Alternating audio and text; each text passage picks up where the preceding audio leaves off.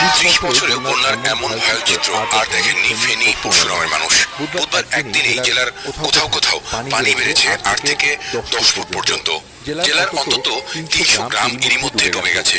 জেলা শহরের রাস্তাও তলিয়ে গেছে পানিতে।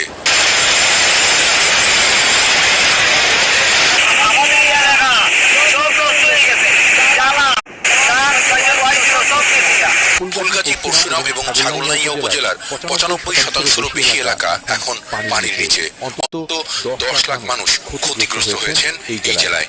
পানিবন্দী তারা অনেকের ঘরবাড়িও ভেসে গেছে।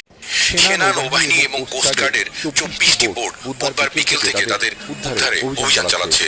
তবে প্রবল স্রোত আর পানির তোড়ে উদ্ধার কার্যক্রম ব্যাহত হচ্ছে।